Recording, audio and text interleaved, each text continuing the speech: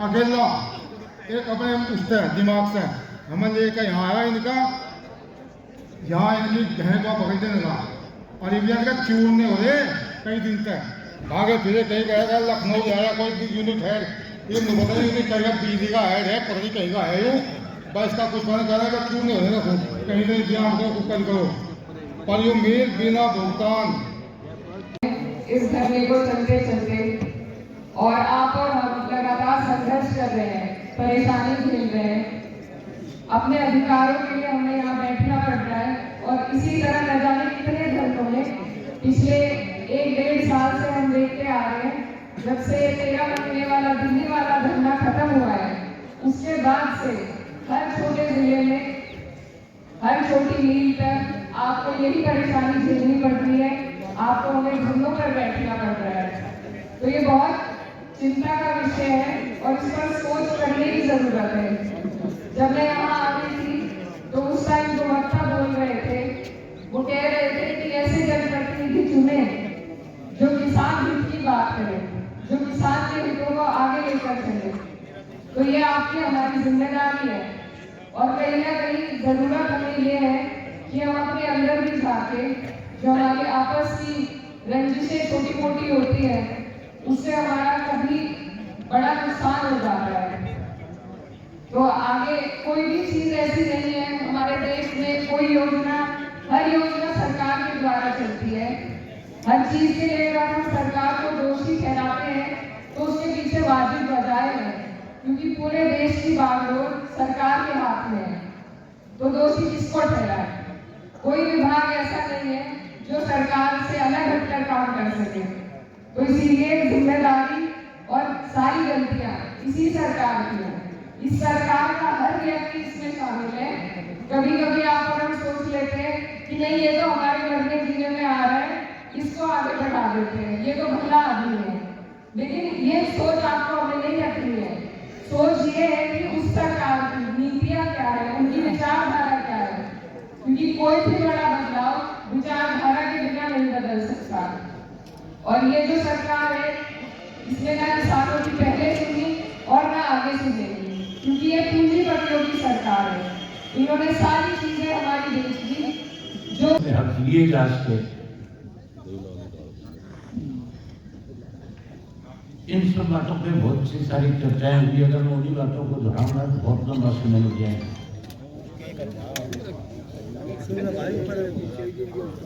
मुझे दीपावली का दिन था और आपके इस धरने के एक साथी ने फार्म पे जाकर के मुझे कहा कि हमारी शामली और आसपास के किसान का जो गन्ना है उसकी पेमेंट नहीं हो रही, पिछले साल की पेमेंट बकाया है और नए साल से भी गन्ना हमारे से उधार में लेना चाहते हैं। उन्होंने कहा कि हम आपको चाहते हैं कि आप उस धरने पे आएंगे। हालांकि हमारे साथ स्टेट राजस्थान जो है वहां पे विधानसभा के चुनाव हो रहे हैं, क्योंकि हमारे साथ लगता हुआ जाता है करीब 8 हमारे ऐसे जिला है जिसके साथ 50 से ज्यादा विधानसभा क्षेत्र राजस्थान के लगते हैं और जिनमें हमारे हरियाणा के लोगों का राजनीतिक तौर पर पूरा दखल है। और बहुत सारे साथी ऐसे हैं जिनसे संबंध है जो कांग्रेस और भाजपा दोनों के खिलाफ लड़ रहे हैं। मुझे उनके यहाँ मदद पे जाना था, लेकिन जब मुझे ये बताया गया कि 88 दिन हो जाएंगे 17 तारीख को और सरकार की तरफ से हमारी किसी बात को सुना नहीं गया, कोई प्रशासन की तरफ से अधिकारी आकर के बात नहीं कर रहा, कोई आश्वासन नहीं दे रहा, कैसे पिछला बकाया मिलेगा, कैसे नई पेमेंट होगी, इसके बारे में भी लोगों के बीच में जो है बहुत परेशानी इन सब चीजों को लेकर। मैंने उनसे कहा कि आप निश्चित रहो, मैं एक दिन का समय जरूर निकालूंगा, आऊंगा और आकर के आपको ना केवल समर्थन देंगे बल्कि आपकी लड़ाई कैसे लड़ी जाए, जो जिम्मेवारी आप हमारी लगाओगे उसको भी निभाने का काम करें। अभय सिंह चौटाला साथियों, किसान जो है वो बेवजह जाकर के किसी धरने में या किसी प्रदर्शन में हिस्सा नहीं बनता, उसके पास फुर्सत नहीं है, क्योंकि वो तो बिजाई से लेके कढ़ाई कटाई बेचने तक, नई फसल की तैयारी तक 24 घंटे अपनी खेत में व्यस्त है। ना बेवजह वो किसी चीज को लेकर के किसी को जाकर के परेशान करता है। किसान तो सम्मान के साथ आगे बढ़ना चाहता है। मैंने अनेक ऐसे आंदोलन देखे अपनी जिंदगी में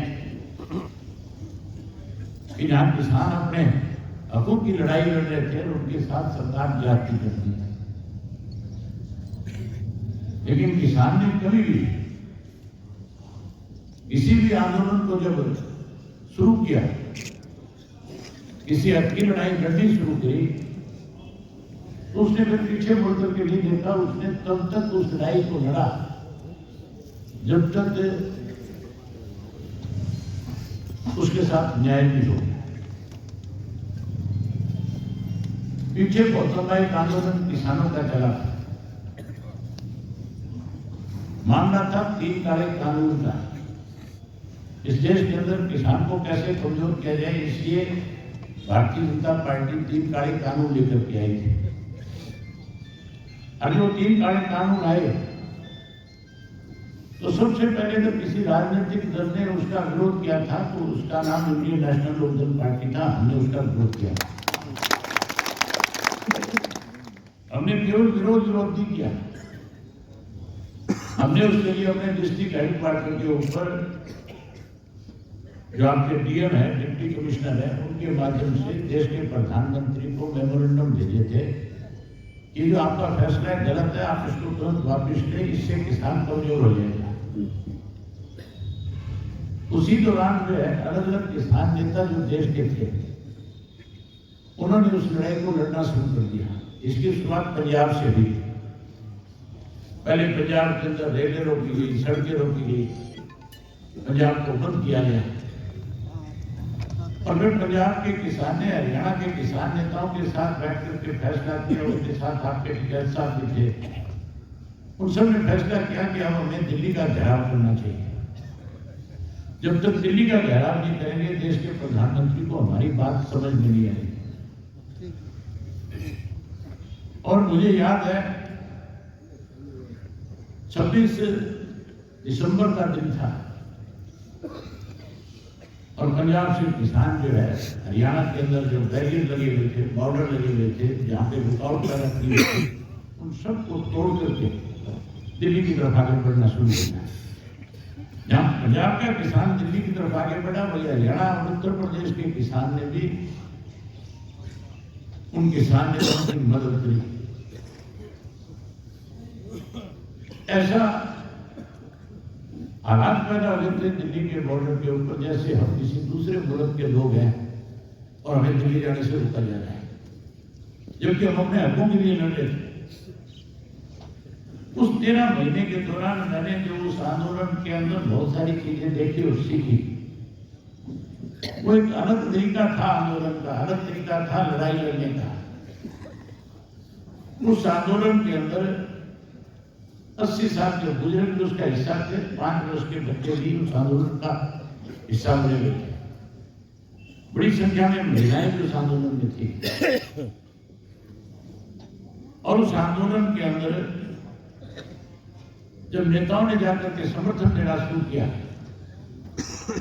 तो आखिर किसान नेताओं ने यह फैसला ले लिया कि नेता तभी आकर के समर्थन दे सकता है, तभी हमारे मंच पे चढ़ सकता है जब वो अपने पद से त्याग पत्र लेकर के आए। मेरे जैसे बहुत थे जो अखबारों में बयान देते थे और कहते थे कि हम तो इन किसानों के साथ, हम तो इनकी लड़ाई लड़ेंगे, जैसा फैसला ये लेंगे हम इनके साथ खड़े हो जाएंगे। लेकिन जब किसान नेताओं ने किसानों ने ये फैसला ले लिया कि अब तो इस्तीफा देकर के आकर के लड़ाई लड़नी पड़ेगी, तो फिर सबने पीठ दिखानी शुरू कर दी। मैं हजारों साथियों के साथ हमारे जिला सरसा से ट्रैक्टर ट्रालियों के काफिले के साथ दिल्ली बोलते बॉर्डर पे गया। टीकरी का बॉर्डर लगता था हमें, और मैं बॉर्डर पे जब गया तो शाम का वक्त था, बहुत सारी भीड़ इकट्ठा थी, किसान नेता भी सारे मंच पे थे। हमने जाकर के उनको समर्थन दे दिया, पीछे बैठ गए। तो किसी ने उनको बता दिया कि इसी तरह से हजारों किसान सरसा से उनके साथ रह सकते आए। तो किसान नेताओं ने मन से एक बात कही कि अगर आप सही मायने में हमारे हितेशी हो, आज तो चौधरी देवलाल हमारे बीच में होते, तो कोई ऐसा फैसला करते जिसकी वजह से हमारा आंदोलन और मजबूत हो जाता। मैंने उनसे कहा कि तुम अपने मन से किसी को बोलने की इजाजत नहीं देते। मैंने प्रेस के लोगों को बुलाया और कहा कि 26 जनवरी तक या तो ये काले कानून वापस हो जाएंगे, अन्यथा 27 जनवरी को इस्तीफा दे दो। और इस्तीफा दे करके किसानों के साथ आकर के इनके इस आंदोलन में इनके साथ बैठ करके इनकी लड़ाई को लड़ने का काम करेंगे। चौधरी अभय सिंह चौटाला जिंदाबाद। उससे पहले भी हमने हमारी पार्टी के हर कार्यकर्ता को कहा था कि किसी को मैदान झंडे की जरूरत नहीं। जितने भी किसान बाहर से आए, चाहे मध्य प्रदेश के हैं, चाहे राजस्थान के, चाहे उत्तर प्रदेश के, चाहे पंजाब के हैं, हमें एक सामाजिक कार्यकर्ता के रूप में उनकी मदद करनी है। जो भी जरूरत है समय के मुताबिक वो सारी जरूरत उनकी पूरी हो, इसके लिए हमें पार्टी से उनको टीम के साथ बनाना है। अगर तुम लोग मजबूती के साथ इस लड़ाई को लड़ोगे तो फिर मान करके चलो, डीएम को भी आपके पास आना पड़ेगा और सीएम को भी आपके पास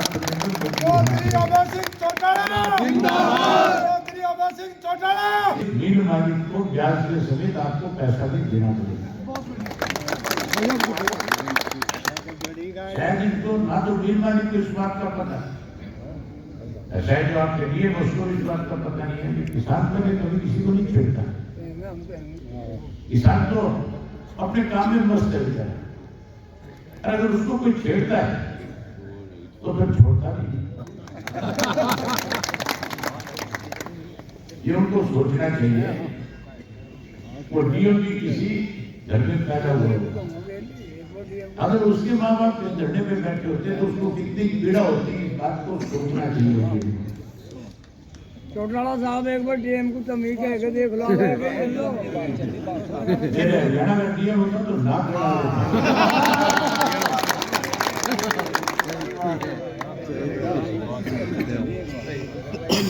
मैं बात करूंगा आपके गन्ना मंत्री से भी, आपके चीफ मिनिस्टर से भी, और डीएम को भी टेलीफोन आज ही करूंगा। उसको कहूंगा कि भाई आप भी किसी घर में पैदा हुए हो, आपको पता होना चाहिए कि जो लोग सर्दी के समय में रात को झंडे पे बैठते हैं, दिन में सारा दिन अपना काम काज छोड़ करके झंडे पे आकर के अपनी जायज काम के लिए लड़ाई लड़ रहे हैं, उनकी बात को सुना जाए। आप जाओ, जाकर के उनकी बात को सुनो, आप सरकार को लिख करके भेजो। आपके अधिकार में नहीं है, मैं भी ये समझता हूँ, आप फैसला नहीं ले सकते, लेकिन उस डीएम को इतनी पावर है कि वो डीएम चीफ मिनिस्टर को बता सकता है कि वहां के किसान के साथ गलत हो रहा है। चीफ मिनिस्टर उसको आदेश दे सकता है कि उस बीज मालिक को करोड़ी लगा करके किसान को उसकी पेमेंट करने का काम करना है। मैं तो आपको एक आश्वासन देता हूँ, आप इस लड़ाई को मजबूती के साथ लड़ो।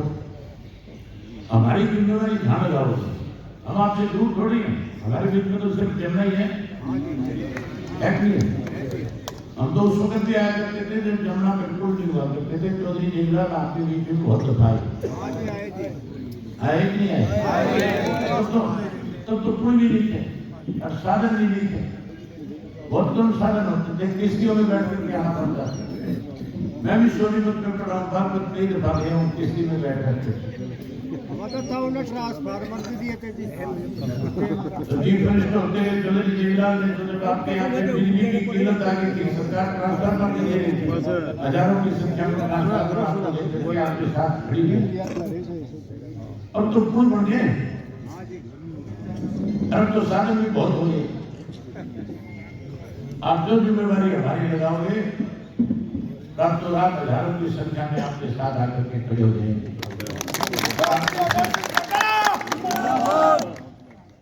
इस लड़ाई में आपके साथ खड़े रहेंगे, आपकी लड़ाई लड़ने का काम करेंगे। और आपको आश्वासन फिर दिलाता हूं कि मैं गन्ना मंत्री मेरा जानने वाला है लक्ष्मी नारायण जी, भले तो नहीं है कोई लंबा चढ़ा देखा, लेकिन फिर भी ये याद जरूर कराऊंगा कि किसान के घर में पैदा हुआ किसान आज धरने पर बैठा, तो ये जिम्मेवारी बनती है कि तो उस किसान की बात को सुन और उनके समाधान के गन्ने के जरूरत का समाधान कराने का काम करें। आपको एक बार फिर इस बात के लिए